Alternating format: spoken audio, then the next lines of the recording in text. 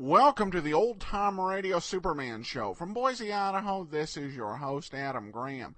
If you've got a comment, go ahead and email it to me, adam@adamsweb.us. Be sure to cast your vote for the show on Podcast Alley.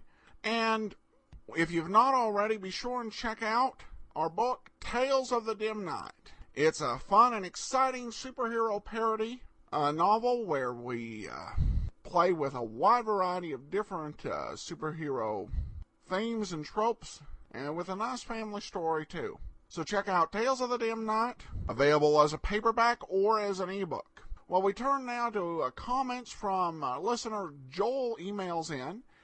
Adam, this most recent series is the first to include commercials for a product. Were they edited out for the previous one? In answer to the question, no. I've not edited out any commercials. In the first series that ran through A Mystery for Superman, whatever commercials were added locally. The production is more commercial as well, with a manic announcer and fast-speed talk. Alas, to my ears, it is more like the media of today than were the older series. And he says, it is fascinating listening, though. Thanks for your diligence and good work.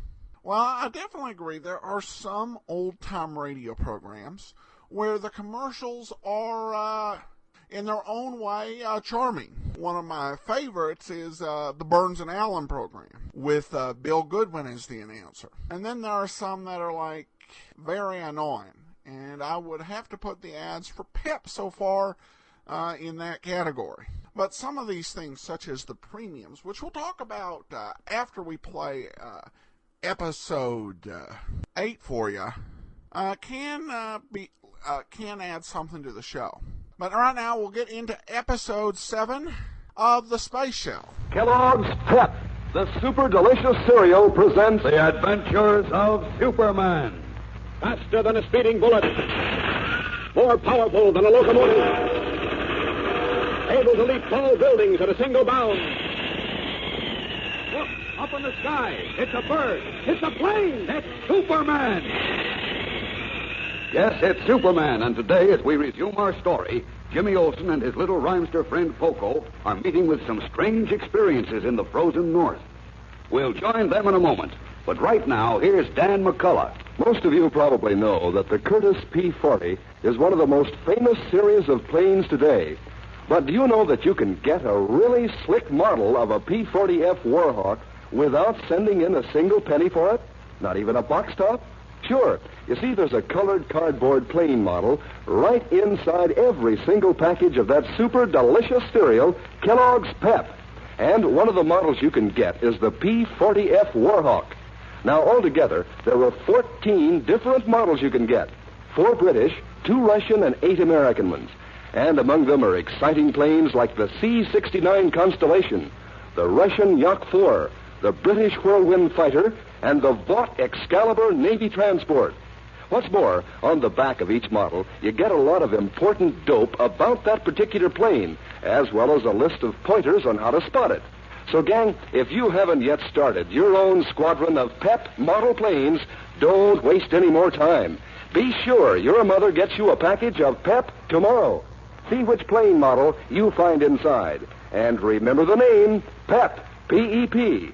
Pep is made by Kellogg's in Battle Creek. And now, the adventures of Superman. When the plastic space shell carrying Jimmy Olsen and Poco crashed in the snowbank near the North Pole, our friends were rescued by 2 Eskimos, a brother and sister named Utak and Nulia.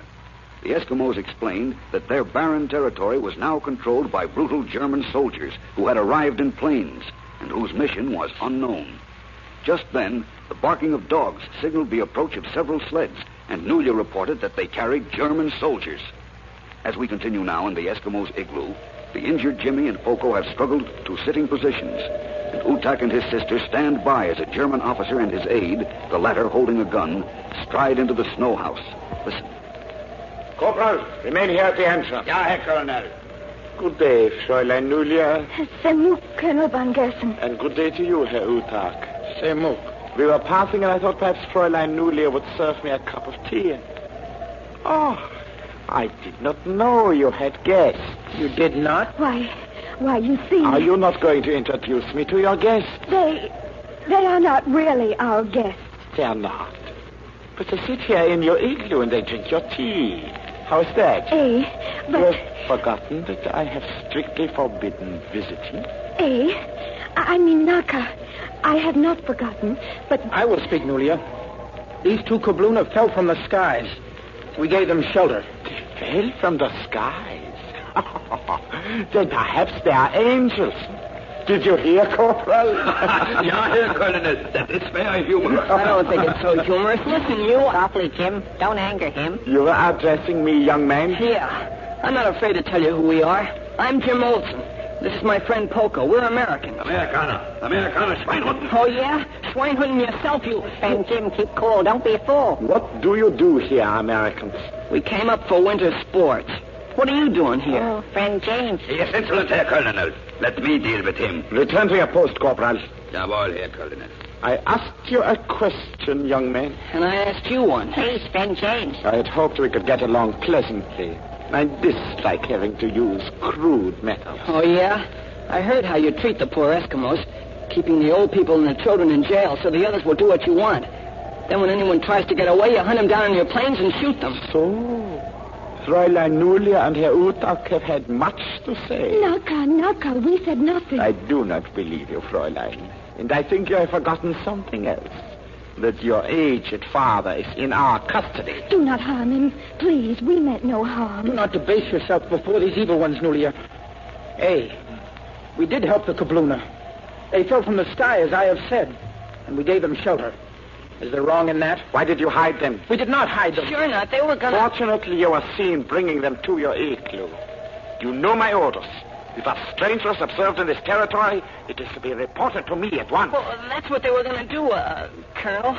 As soon as we could walk, Utak and Nulia were going to take us to your place. That is true. To deliver us to you. You are bad liars, both of you. You came here secretly in your weird rocket ship planning to conspire with Utak and his sister. Naka, Colonel Van Gersten. We did not. We never heard of Utak and Nulia before. We just happened to crash here because we ran out of gas. That, too, is true. You lie. You are American intelligence men. Oh, you're crazy. I'm a newspaper reporter. I work for the Daily Planet in Metropolis. And Poco is Mr. White's cook. Let me see your papers of identification. Sure. Here's my wallet. Give it to me. Oh, nice polite guy. Grabbing it out of my hand. Would be better, friend Jim, to speak softer to him. Nuts. I'd tell that strutting Nazi something if I wasn't afraid of getting Utak and Nulia in trouble. You do appear to be a newspaper reporter. James Olson. Unless these papers are false. Well, they aren't. I think I believe you. You are neither old enough nor clever enough to be an intelligence officer. Oh, thanks. Now your papers, fat one. I have no papers. What? Except these, my request for United States citizenship. Cook and houseboy for editor Perry White, Daily Planet. This relieves me very much. It worried me that the Americans could know of our presence here, even though I did not see how that could be possible. Our army will find out, and when they I do... think they will not find out. At least not until it is too late. What do you mean? It's not your affair. Come now, we go. Huh? Go where? That much you will find out. Hurry, up on your feet. You Utak and you Nulia will accompany us. We too? Yeah. Where do you take us? To your father in prison, so that he may say goodbye to you. Goodbye. Sugmat? Speak not your barbaric Eskimo tongue to me. I know not. What is it you mean? I mean that tomorrow, when all the other Eskimos have been summoned to witness what happens to those who disobey us, you and your sister and these two Americans will die. What? Oh, sorrow. Oh. Naka, we did nothing. You hit the Americans and conspired with them to escape. They did not. And listen, you can't do anything to us. Take them to the sleds, Corporal. Jawohl, Herr Colonel. Come. Hey, now, wait a minute. I said come. It is no fun to argue with a gun. No, Okay. Take that pistol out of my ribs. I've got to get out of this sleeping bag, don't I? Mach schnell. You too, fat one. Oh, hurry. Crawl through the entrance. Gee, Utak, I'm sorry we got you into this mess. Sooner or later, it would have come, Kabluna. I could no longer tolerate living as a slave. Take them to the sleds, Corporal. I will be out as soon as I've had some tea. Ja, Herr Colonel. Crawl through the entrance, I said. Okay. Come on, Poco. This is truly sad, my friend. To come so far to such an end. Crawling out of the igloo, Jimmy, Poco, and the two Eskimos are placed on the dog sleds and driven away. And meanwhile, having searched all night for the space shell over dark wastes of land and ocean, Superman has returned to the Daily Planet, where once more in the garb and guise of Clark Kent, he has just entered Editor Perry White's office, where he finds Miss Backrack, White's secretary. Mr. Kent, we've been looking all over for you. Oh, I've been busy. Any word from Jim Olson and Poco? Well, no. Oh, where's Mr. White and Miss Lane? They went over to Coast Guard headquarters. There was a report of the space shell. There was? Who saw it and where? When? The Coast Guard Cutter Cartwright saw it yesterday. Where? Up north somewhere, over the ocean. Where up north? I've just come from there. And What? never mind. Think, Miss Backrack. Where did the Cartwright see that space shell? Or don't you know? Of course I know. I took the message from the Coast Guard myself. Well? It was in the North Atlantic, about 400 miles above Iceland. Iceland? Oh, Mr. Kent, when I think of poor Jimmy and Poco and that space shell... Oh, we're not sure they're in it. Yes, we are. The captain of the cutter saw them. What? Are you sure? Yes. He said there were two people. One of them a short, fat man in the shell. That's Poco. Oh, gee, and I kept hoping he and Jim went in that shell if they'd turn up here safe. Look, Miss Backrack, which way did the Coast Guard captain say the space shell was headed? He didn't say. He didn't? Well, I'll find out. Well, you can't. All the Coast Guard stations have been trying for hours to contact the Cartwright. Yes? But they can't contact her. They're afraid something's happened to her. What? Great Scott. Startled, Clark Kent stares at Miss Backrack. We'll return in a moment for the climax of today's episode. But first, let's hear from our good friend. Say, gang, do you know how many British planes have Rolls-Royce engines? Well, I'm not too sure myself, but I do know that two of them are the Whirlwind Fighter and the Lancaster Heavy Bomber. And these two planes are part of the series of models that come inside all of the Kellogg's Pep packages. That's right. There's a nifty colored cardboard plane model right inside every single package of that super delicious cereal, Kellogg's Pep. And two of the models you can get are the British Whirlwind Fighter and the Lancaster Heavy Bomber. Then there are other exciting planes like the Russian 118 Fighter, the American B-24 Liberator Bomber, the Curtiss Helldiver, the British Sunderland Flying Boat, and the Russian Yak-4. And, gang, they're all mighty easy to put together. You just press out the parts with your thumbs and assemble them. And best of all, you don't have to send in a single penny for any of these grand planes, not even a box stop. There's a model inside every Pep package. So, gang, be sure your mother gets you a package of those golden, delicious whole wheat flakes tomorrow. See which plane model you find inside. And remember the name, Pep, P-E-P. Pep is made by Kellogg's in Battle Creek. Now, back to the adventures of Superman. Miss Backrack, Perry White's secretary, has just told Clark Kent that a Coast Guard cutter sighted Poco's space shell 400 miles north of Iceland. But the shell's direction wasn't given. Miss Backrack also said, All the Coast Guard stations have been trying for hours to contact the Cartwright, but they can't. They're afraid that something's happened to her. But that can't be, Miss Backrack. Only the captain of the Cartwright can tell me which way that space shell was going. I've got to find him. You? How can you find him, Mr. Kent? I've got an idea. I'll see you later, Miss Backrack. So long. Hurrying into his own office, Kent swiftly resumes his true identity of Superman, then leaps high from his window and streaks into the north. Farther he ranges and farther, flashing across Newfoundland, across the tip of Greenland, and then across Iceland. Now he is over mountainous, storm-lashed waves, heading still north into rumbling, lightning-torn skies. Well, there's still no sign of the Cartwright. Wait a minute. The storm is blowing from the east. It means if anything happened to the cutter, it would be swept west. Away to the west, then. Away!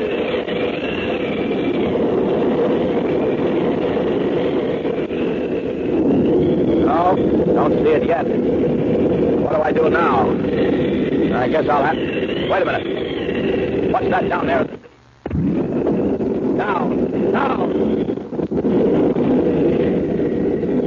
Great Scott, it's a ship. A Coast Guard cutter. And, yes, it says Cartwright on its bow. Poised above the gigantic waves, Superman sees a Coast Guard cutter Cartwright plunge beneath the icy waters, apparently beyond help even from the Man of Steel.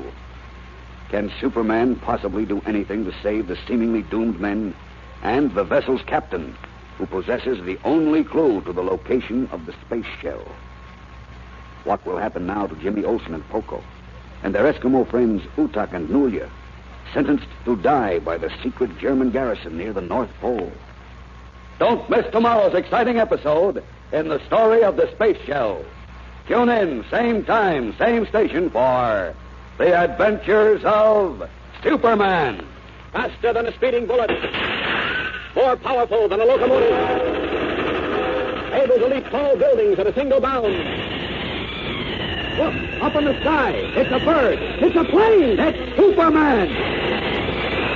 Fellows and girls, follow the adventures of Superman, brought to you every day, Monday through Friday, same time, same station, by the makers of that super delicious cereal, Kellogg's Pep. Superman is a copyrighted feature appearing in Superman DC publications.